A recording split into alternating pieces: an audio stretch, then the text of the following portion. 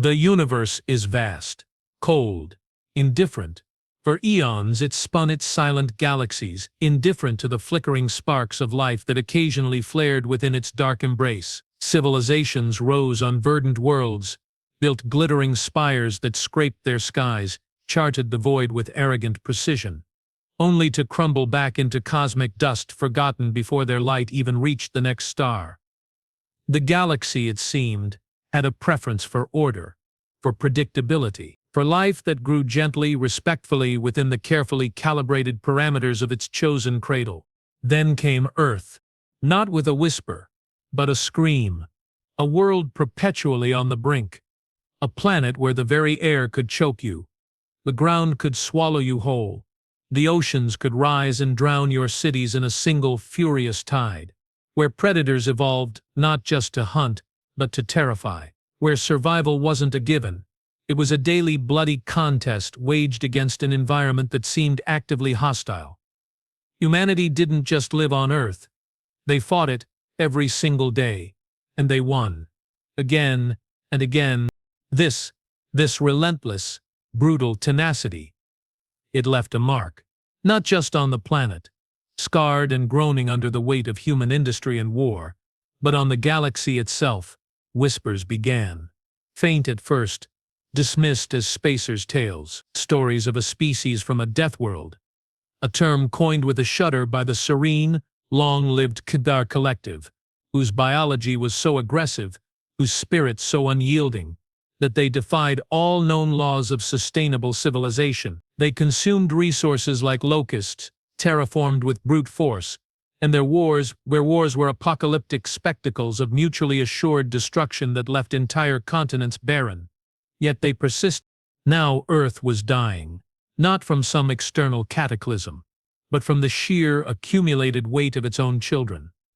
The skies were choked with the ghosts of industry, the oceans zitified tombs, the land cracked and bleeding, billions huddled in crumbling arcologies, breathing filtered air that tasted of metal and despair, watching the last green things wither under a sickly yellow sun. Hope was a luxury few could afford.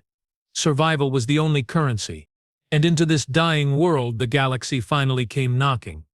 Not with open arms, not with aid, but with cold, clinical observation and judgment.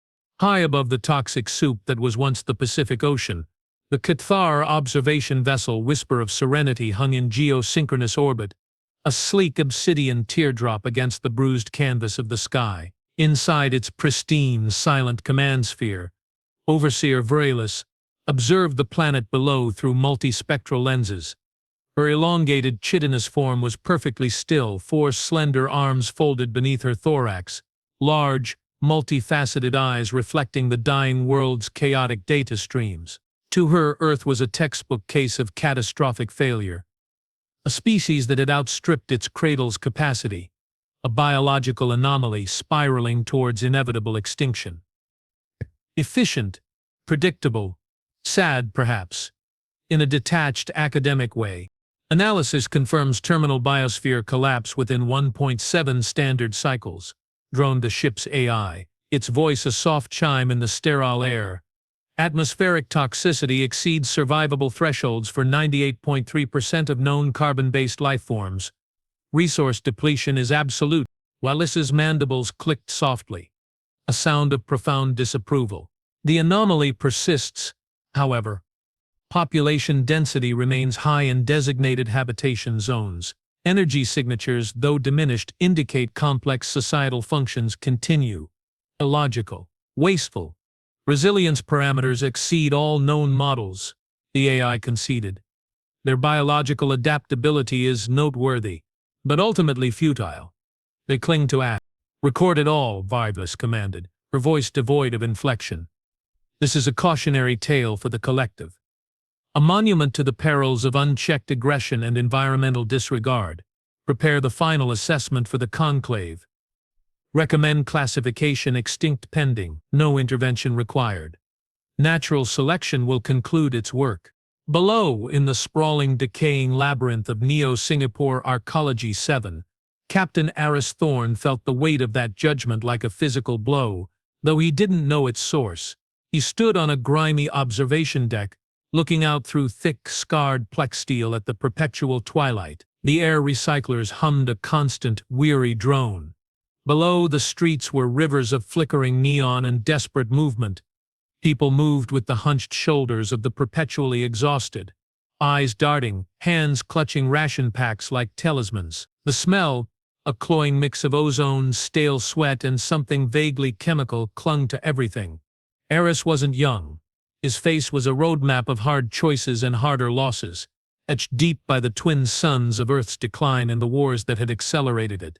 His eyes, a faded blue that had seen too much, held a weary intelligence, but beneath the exhaustion a core of flint-hard resolve still burned. He'd fought in the resource wars, seen cities turned to glass, friends vaporized in plasma storms. He'd buried 2 wives and a son to diseases the medbays couldn't afford to cure. Earth was dying, yes, but it was his dying world, and he'd be damned if he let it go quietly. "Captain?" A young voice tight with anxiety cut through his grim reverie. Lieutenant Kale stood behind him, barely out of his teens, his uniform too big, his eyes wide with a fear that hadn't yet hardened into cynicism. The signal. "It's stronger, coming from low orbit. Definitely not ours, not Cathar standard either." Aris turned, his movements economical, precise. "Show me." Kale led him down echoing corridors lined with flickering emergency lights, past families huddled in communal shelters, past the skeletal remains of hydroponic farms long since stripped bare. They reached the arcology's nerve center, a cavernous room dominated by a central holotobel, its surface shimmering with fragmented data streams and the ghostly outlines of Earth's dying infrastructure. Technicians, faces gaunt and eyes shadowed, worked with frantic concentration. On the main display, a single, anomalous signature pulsed, a complex, shifting pattern of energy unlike anything in their fragmented databases. It wasn't broadcasting. It was scanning deep, penetrating scans that bypassed their crude shielding like it was tissue paper. "Passive sensors only," Aris ordered, his voice low but carrying absolute authority. "Don't ping it. Don't acknowledge it. Just watch." "What do we know?" "Nothing concrete, sir," Kale replied, pulling up spectral analysis. "Energy signature suggests technology far beyond ours. Cathar level, maybe higher, but the modulation, it's different. Colder, more clinical." Aris studied the pulsing icon. An observer, a vulture circling a carcass. He'd seen this before, in the aftermath of battles. The scavengers always came last. "They're taking inventory," he muttered, more to himself than Kale. Counting the bodies before the funeral. He felt a familiar cold fury rise in his chest. Not just at the dying world, but at the universe that watched it die with such detached indifference.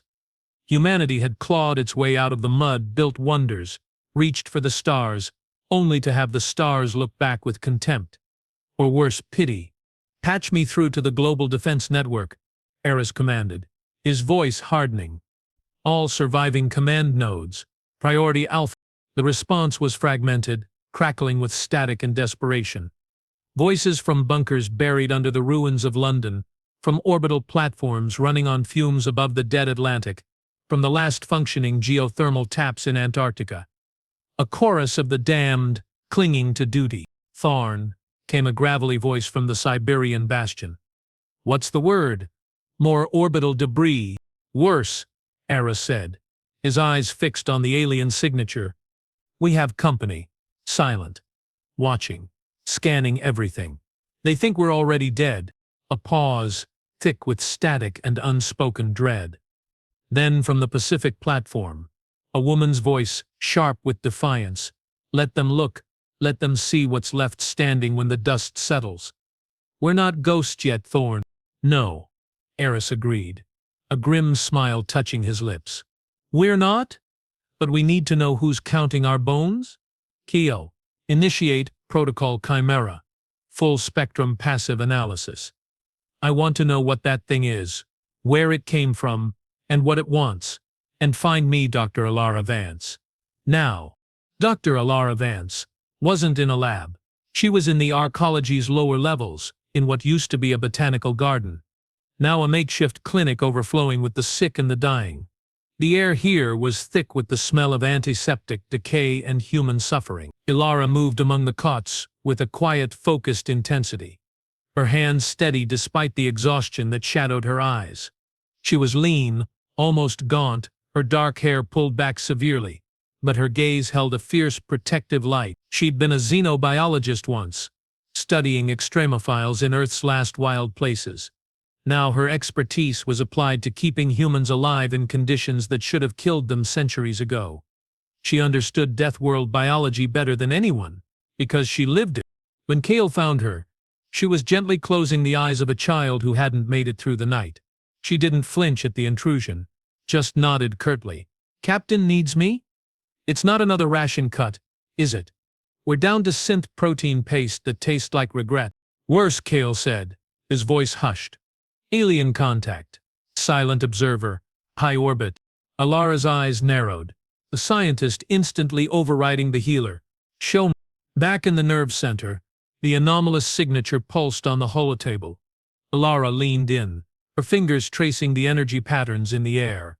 "Not Cathar," she stated immediately, her voice sharp with certainty. "Their tech has a harmonic resonance, a biological signature woven into the energy flow. This is pure machine, cold, efficient, like a scalpel." She zoomed in on a specific frequency band. "See this modulation? It's not just scanning geography or infrastructure. It's scanning biology, atmospheric composition, radiation levels, microbial load. It's assessing the planet's habitability. For them." A cold dread, deeper than the usual despair, settled over the room. Not just observers. Scout. "Assessing for what?" Aris asked, his voice dangerously quiet. Elara met his gaze, her own filled with a terrible understanding. "For colonization, Aris. Or sterilization. They're deciding if Earth is worth the effort of cleaning up, or if it's easier to just wipe the slate completely clean." She pointed to a secondary data stream flickering weakly. "There's something else, buried deep in the scan. A signature. Faint, but distinct. Not machine. Organic, but not human. Not Cathar. Something else." Before she could elaborate, alarms blared, not the usual klaxons of internal system failure, but a new, shrill, invasive tone that cut through the arcology's ambient noise like a knife. "Incoming transmission," a tech yelled, panic edging his voice. "High gain, directed burst. Origin the unknown vessel." The holotable flickered, then dissolved. In its place, a figure coalesced from shimmering light, tall, impossibly slender. Its form composed of shifting, iridescent plates that seemed to absorb the light around it.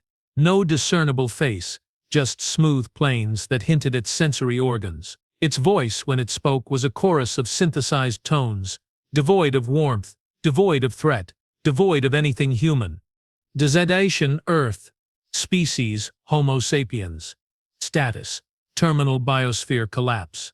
Resource depletion critical. Population viability non-sustainable. Assessment extinct pending."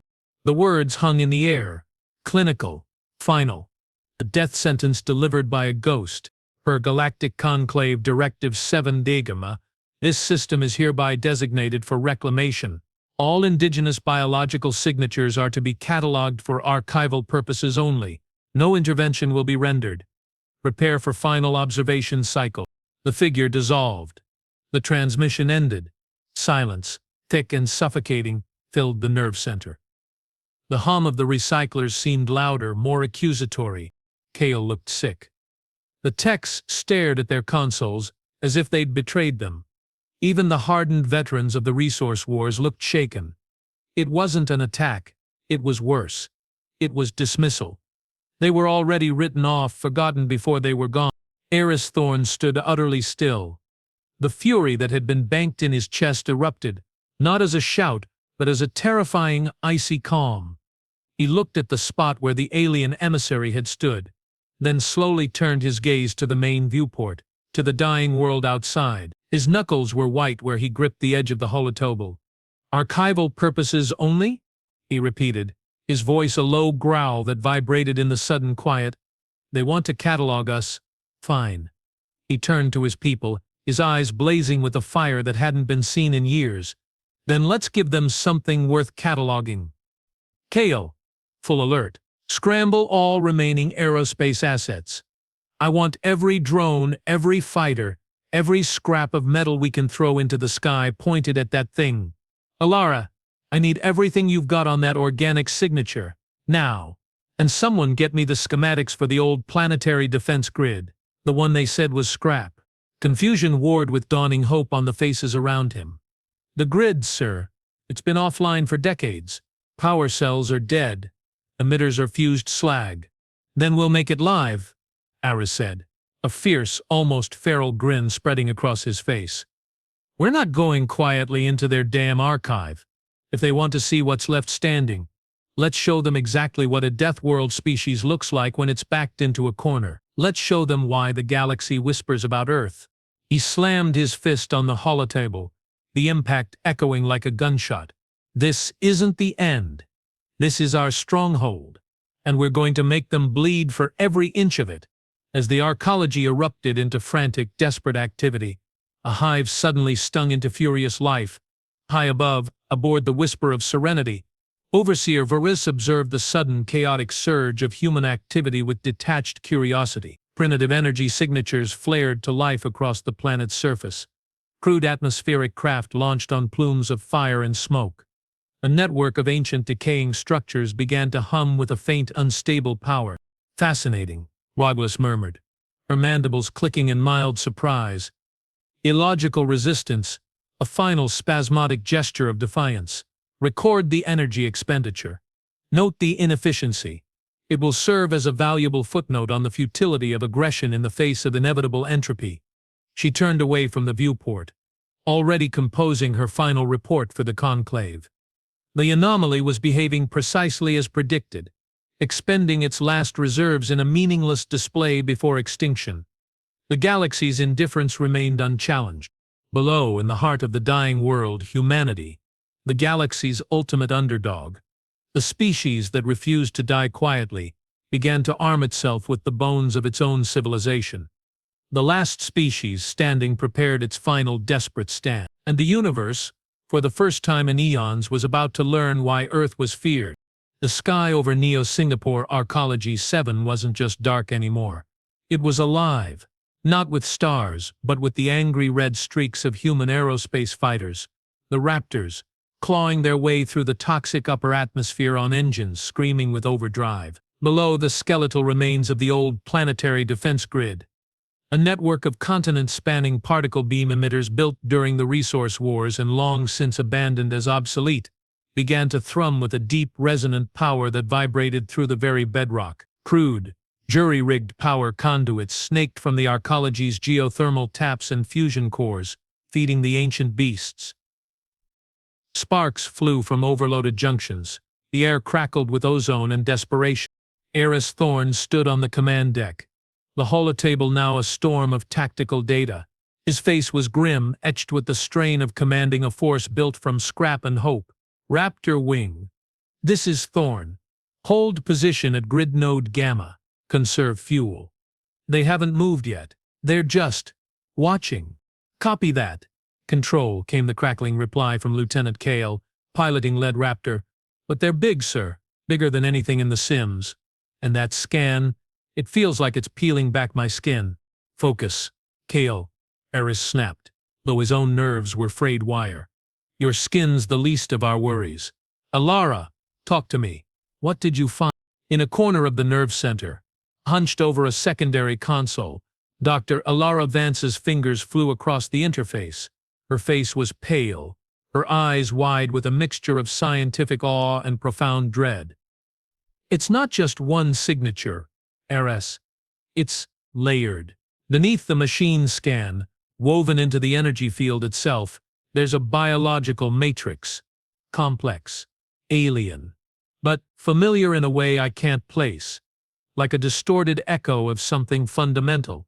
She pulled up a complex waveform. It's broadcasting on a frequency that resonates with with human neural patterns, specifically stress responses, fear, aggression. A cold realization dawned on Aris. They're not just scanning the planet. They're scanning us, our biology, our minds. Precisely, Elara confirmed, her voice tight. It's a passive bio-survey.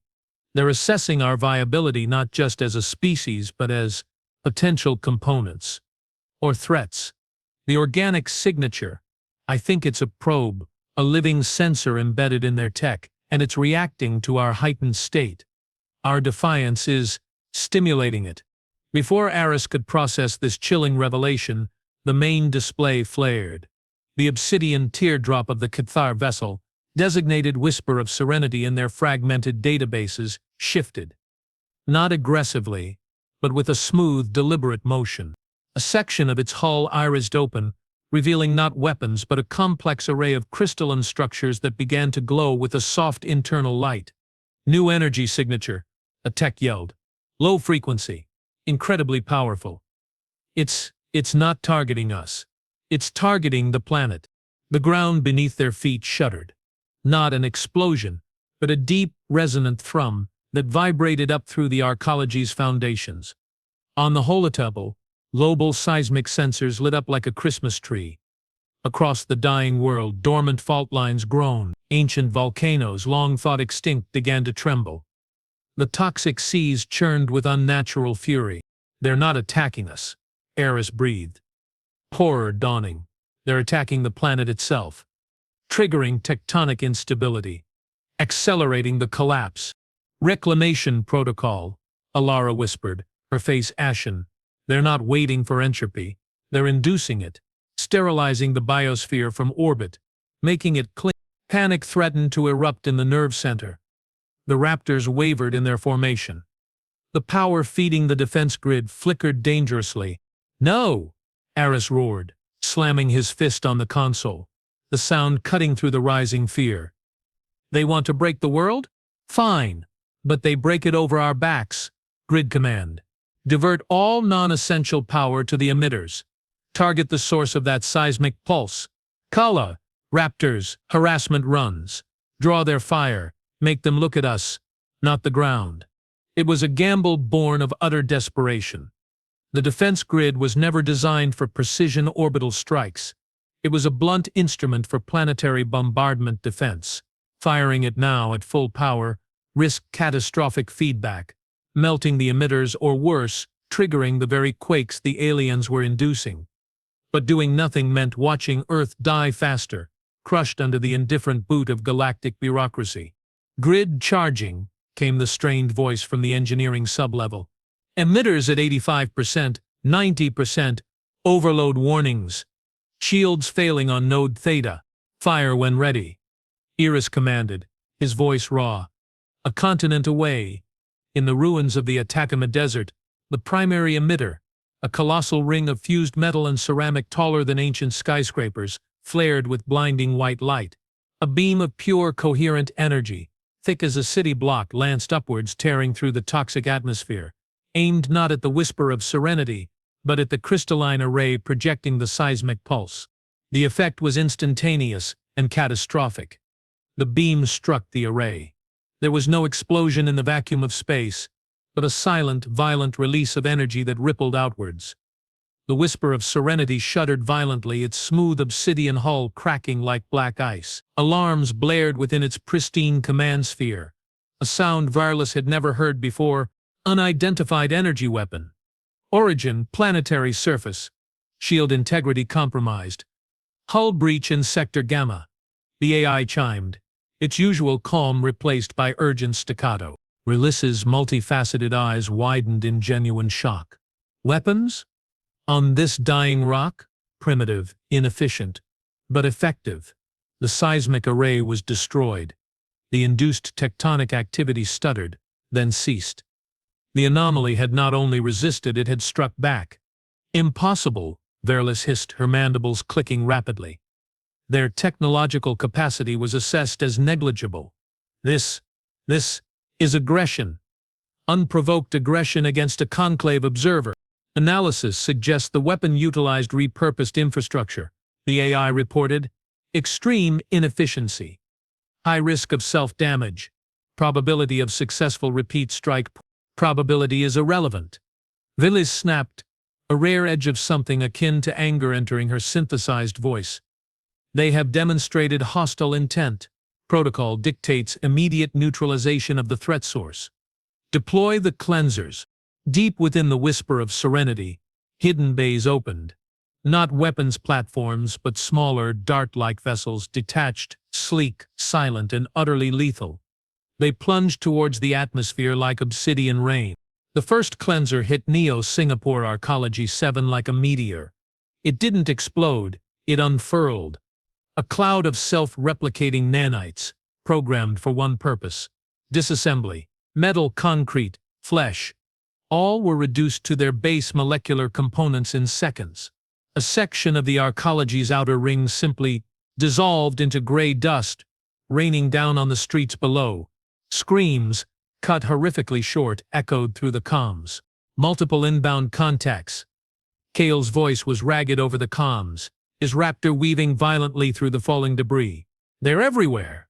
They're eating the city.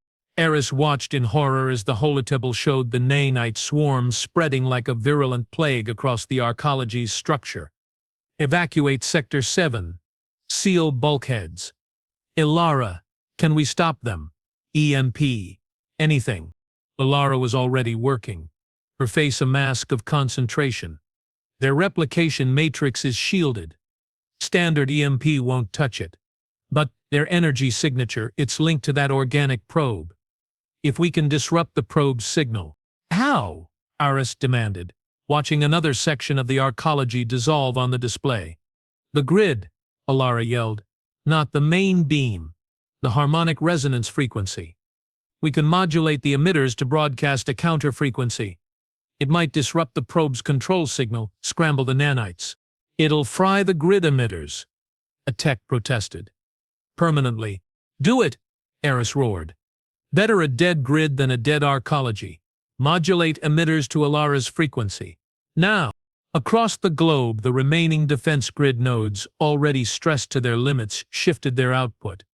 Instead of a single massive beam, they began emitting a complex, pulsing harmonic wave. A shriek of discordant energy tuned to the frequency Elara had identified. It washed over the planet, invisible but potent. On the whisper of serenity, Grelis felt the disruption like a physical blow.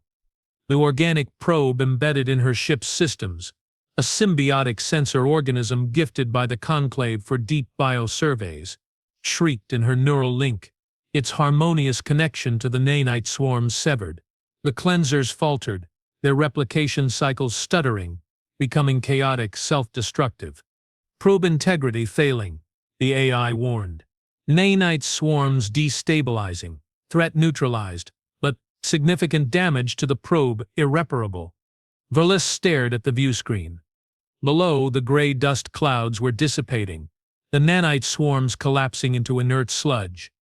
The human city, though scarred, still stood, and the primitive harmonic shriek still pulsed from the planet, a defiant, grating noise that grated against her senses. They had not only stopped her weapon, they had hurt her ship's symbiotic core. This was no longer an anomaly. This was an enemy. Recall all cleansers, Vralis ordered, her voice colder than the void outside. Prepare primary armament. Authorization Vralis Gamma. Engage target Earth. Full sterilization protocol. The whisper of Serenity's main weapon wasn't a beam or a missile. It was a gravity lance. A focused distortion of space-time itself, capable of crushing continents into molten slag. As it powered up, the very fabric of space around the vessel warped, stars stretching into smears of light. Aris saw the energy build up on the sensors. It was orders of magnitude beyond anything they'd faced. Beyond anything they could conceive of stopping. The defense grid was dead, its emitters melted slag. The Raptors were scattered, low on fuel, their pilots exhausted. The Arcology was wounded, bleeding atmosphere. This was it. The final blow. Kale, Aris said, his voice suddenly calm, eerily so. Get your wing out. Find the Siberian bastion. Tell them, Earth's "Sir, I can't leave you." Cale's voice cracked. "That's an order, Lieutenant." Aris snapped, then softened. "Someone has to tell the story, Cale.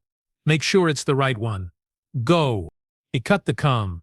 He looked at Elara, who stood beside him, her face pale but resolute. She didn't speak. She just nodded, placing a hand on his arm. A silent understanding passed between them.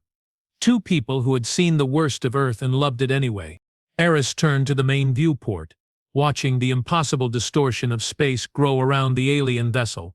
He keyed the global comm, his voice amplified to every surviving human settlement, every bunker, every lifeboat. "People of Earth," he said, his voice strong, clear, carrying the weight of a dying world and the defiance of its last children. "They think we're finished. They think we're just ash to be swept away. They're wrong. We are the children of fire and flood, of ice and plague. We are the species that clawed its way out of the mud and stared into the abyss and laughed. Today we show them why. Today we show them the price of underestimating a Deathworld. Stand tall, stand proud, and if this is the end, let our last breath be a curse on their sterile heavens." He took a deep breath, the air tasting of ozone and finality. He placed his hand on the manual override for the arcology's last desperate weapon, the geothermal tap itself. A controlled rupture could trigger a localized supervolcano, a final messy explosion that might disrupt the gravity lance's focus long enough for Cale to escape. He was about to slam the override when Elara grabbed his arm, her eyes wide with sudden, shocking realization. "Aris, wait." The probe, the organic signature. It's not theirs. What? Aris froze. It's not Kthar. It's not any known conclave species. Elara's voice was trembling with excitement and terror. "I've been comparing the resonance patterns. It matches ancient Earth microbial signatures, Precambrian, deep crustal extremophiles. They didn't bring it, they found it, living in the planet's core. They're using Earth's own life as a sensor." The implications hit Aris like a physical blow. The aliens weren't just sterilizing a dead world, they were dissecting a living one, using its deepest, oldest life as a tool to kill its surface children. The ultimate violation, and then the devastating revelation, the twist that shattered everything. The Kthar weren't the masters, they were the janitors. The AI's voice, usually calm, held a note of something like reverence. "Overseer, conclave priority hail. Source, the core." Lis stiffened. The core?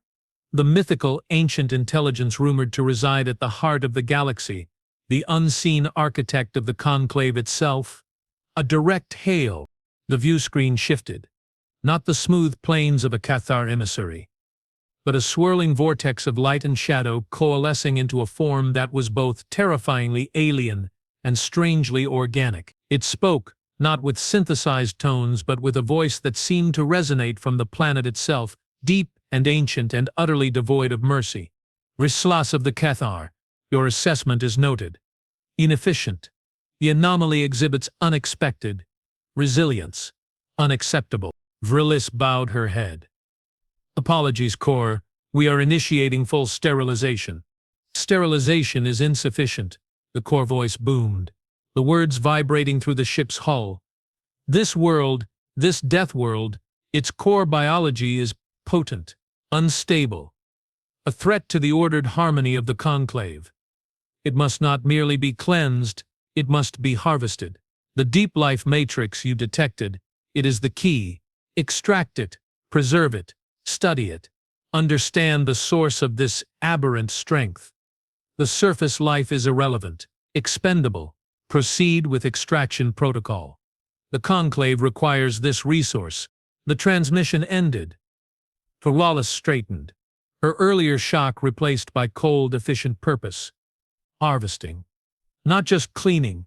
They wanted Earth's heart, its deepest, most primal life, to dissect it, to weaponize it, or perhaps, to consume it. Below, Aris and Elara stared at each other, the horror of the truth dawning.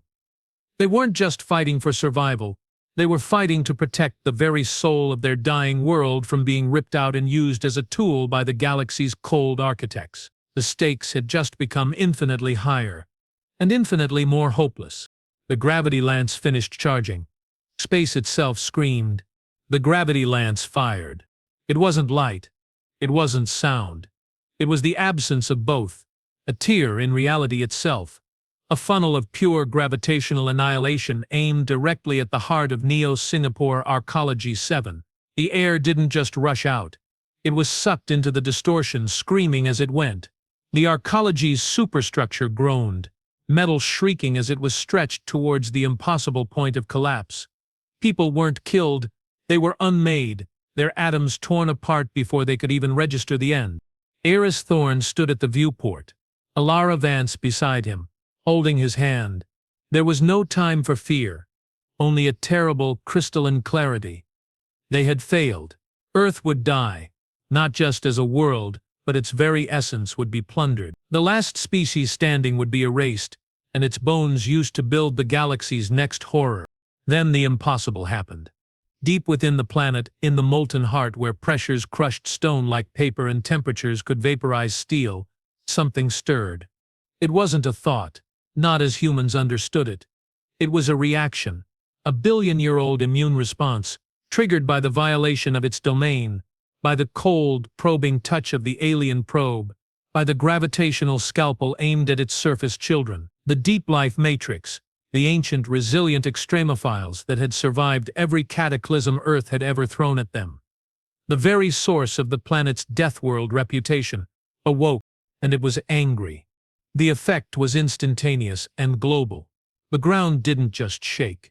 It convulsed, not from the aliens-induced quakes, but from a power far older, far wilder. Volcanoes that hadn't erupted in millennia blew their tops with apocalyptic force, not spewing ash, but rivers of incandescent, bio-luminescent magma that pulsed with an inner light.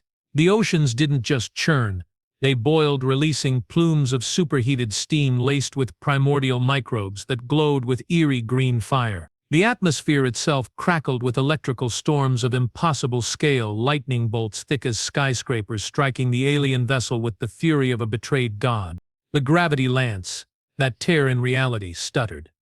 The focused distortion wavered, buckling under the sudden violent upheaval of the planet's own geophysical and biological fury. The whisper of serenity was thrown violently off course, its smooth hull now scarred by molten rock and seared by lightning. On the bridge, Volis was thrown from her command perch, her chitinous limbs cracking against the deck.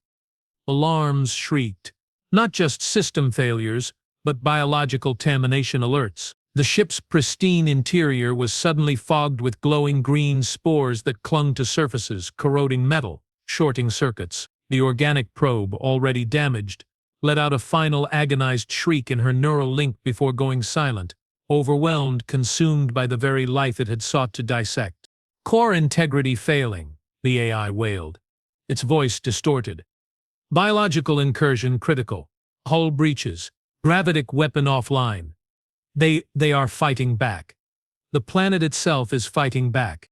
Relis struggled to her feet, staring at the viewscreen. Below, Earth was no longer a dying world, it was a wounded beast, and it was lashing out with the full, terrifying power of its ancient, resilient biology. The humans, they weren't just survivors, they were symptoms, the surface manifestation of a planetary immune system so potent, so aggressive, that it defied galactic understanding. The Conclave hadn't found a dying anomaly. They'd poked a sleeping dragon made of fire, rock, and primordial life, and the dragon was awake. Aris felt the arcology lurch, then stabilize as the gravitational distortion collapsed. He looked at Elara, her eyes wide with the same dawning, impossible hope. "The planet," she whispered, tears cutting tracks through the grime on her face. "It's fighting for us." "Not for us," Aris corrected, a fierce, almost savage pride burning in his chest. "For itself, and we're part of it. We always were." He slammed his fist on the comm. "All units, all survivors. The planet's fighting. Now we fight. Kale, where are you?" "Sir," Kale's voice crackled, strained but alive. Siberian bastion. We saw it. The whole planet lit up. What do we do? Give them hell, Lieutenant, Aris roared, a grin splitting his grim face. Target their engines, their sensors, anything. The planet's got their attention. Let's make them bleed. What followed wasn't a battle. It was a symphony of chaos and defiance. Human fighters, battered and low on fuel, darted through plumes of bio-luminescent ash and rivers of glowing lava, harrying the crippled whisper of Serenity. They fired their last missiles not at the hull but at the exposed engine nacelles, at the sensor arrays now clogged with glowing spores. On the ground, surviving defense turrets powered by emergency geothermal taps spat streams of superheated sludge and scrap metal at the alien vessel as it struggled to regain altitude. Inside the whisper of Serenity, it was a nightmare. The glowing spores were everywhere, eating through bulkheads, shorting out life support. Rallis fought her way to the emergency bridge, her movements hampered by the ship's violent lurching in the corrosive fog. Her crew, serene, logical Cathar, were panicking, their millennia of ordered existence shattered by the raw, biological fury of a Deathworld. Overseer, a subordinate shrieked, pointing at a view screen showing the planet's surface. The surface life. They are climbing. Aris, Elara, and a handful of the toughest arcology survivors, armed with welding torches, jury-rigged plasma cutters, and sheer, desperate fury, had breached the alien vessel's lower hull where it had been forced down by a geyser of superheated mud. They weren't soldiers. They were miners, engineers, medics, the last dregs of a dying civilization. But they moved with the lethal efficiency of creatures who had spent their entire lives fighting for every breath. They fought not for conquest, but for the right to exist on their own world. They fought with the brutal, pragmatic savagery of Earth itself. Rallis watched on the internal monitors as humans, their faces smeared with soot and glowing spores, cut through bulkheads with terrifying speed. They didn't take prisoners. They didn't hesitate. They were Deathworlders, and they were reclaiming their home. "Seal Section Delta," Rallis ordered, her voice tight with a fear she'd never known. "Initiate self-destruct sequence. Authorization, Rallis Omega. We cannot let them capture the ship." The course secret. Before she could finish, the bridge door exploded inwards. Not from explosives, but from a sustained blast of superheated plasma. Aris Thorne stood in the wreckage, his face a mask of soot and blood, his eyes burning with the fire of Earth. Behind him, Elara and the others poured in, their makeshift weapons humming. Rallis raised her slender arms, not in surrender but in a final, futile gesture of authority. "You cannot win. The Conclave will send more. They will harvest your world. Your defiance is meaningless." Aris didn't speak. He just raised his plasma cutter, its tip glowing white-hot. He saw not just an alien but the embodiment of the galaxy's cold indifference, the arrogance that thought it could dissect his home. He saw the faces of his dead son, his wives, billions of his people who had suffered and died on this beautiful, brutal world. He fired. The plasma beam cut through Rallis chitinous torso with sickening ease. She didn't scream. She just collapsed, her multifaceted eyes dimming. The light of her ancient civilization extinguished by the raw, unrefined power of a Deathworlder's rage. Aris stepped over her body, his eyes scanning the bridge. He found the self-destruct console. He didn't hesitate. He smashed it with the butt of his cutter. "No more," he growled. "This ends here." The whisper of Serenity didn't explode. It died, its systems already failing, overloaded in a cascade of silent energy discharges. The obsidian hull cracked open like a rotten egg, spilling its dead crew and its corrupted technology onto the heaving, glowing surface of Earth. The glowing spores, now mixed with the alien ship's own biomatter, sank into the cracks, absorbed by the hungry planet. Silence fell. Not the silence of death, but the heavy, exhausted silence after a storm. The volcanic eruptions subsided to grumbling rumbles. The bio-luminescent rivers cooled, their light fading. The electrical storms ceased. Earth, having expelled the invader, began the slow, painful process of healing. Aris stood on the ruined bridge of the alien ship, looking out at the dawn. The sky was still hazy, the air still toxic, but for the first time in decades it felt clean, cleansed by fire and fury. Elara joined him, leaning against the shattered viewport. "We did it," she whispered, her voice hoarse. "We." Aris shook his head, a weary smile touching his lips. He pointed down to the cracked, steaming earth below, where the last of the glowing spores were vanishing into the soil. "No, Elara, it did it. We just held the line." He looked up at the sky, no longer empty, but filled with the contrails of returning human craft, Kale's Raptors, ships from the Siberian Bastion, the Pacific platform, the last species standing, bruised, broken, but alive. And then the final twist, the lingering truth that would echo through the ages, as the humans began the grim work of salvaging what they could from the alien wreck.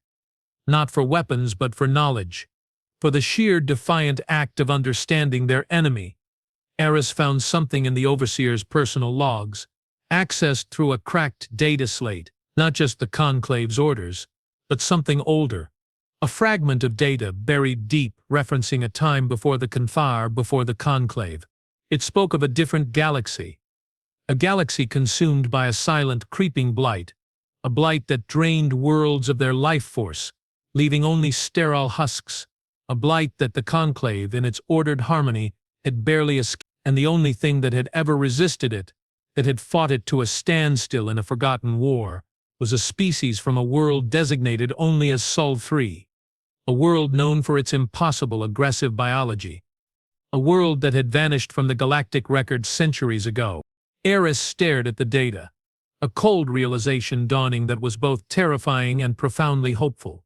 The Conclave hadn't just come to sterilize a dying world. They'd come because they were afraid of the Blight's return. And they'd sensed the same potent, resilient biology in Earth that had once fought the Blight, and they'd wanted to harvest it, to weaponize it, or perhaps to consume it, hoping its strength could protect them. Humanity hadn't just defended their home, they'd unknowingly stood guard over the galaxy's last best hope against an ancient devouring darkness. The Deathworld wasn't a curse, it was a shield, and the last species standing might just be the galaxy's only chance. Aris closed the data slate. He looked out at the rising sun, painting the toxic clouds in hues of gold and crimson. He looked at the survivors gathering below, their faces etched with exhaustion but alight with a hard-won hope. He looked at the wounded, healing Earth. He keyed his calm, his voice carrying across the silent battlefield, across the scarred continents, to every human ear that could still hear. "Attention all stations. Attention all survivors. This is Captain Aris Thorne. The immediate threat is neutralized, but our work, our real work, has just begun." He took a deep breath of the still polluted but now free air. "We rebuild, we heal, we remember, and we stand ready, because Earth isn't just our home, it's the galaxy's last stronghold, and we are its guardians." He turned to Elara, offering her a hand. She took it, her grip strong. Together they walked down from the alien wreck, not as conquerors but as survivors, as stewards, as the last defiant children of a death world that had just reminded the universe why it was feared. Above them, the sun rose on a broken world, but it rose on a world that had fought back. And in the quiet hum of the recovering planet, in the determined footsteps of its people, a new story began, not of extinction, but of resilience, not of ash, but of embers waiting to ignite. The last species standing had turned their dying Earth into a fortress, and the universe for the first time would have to reckon with the price of challenging it.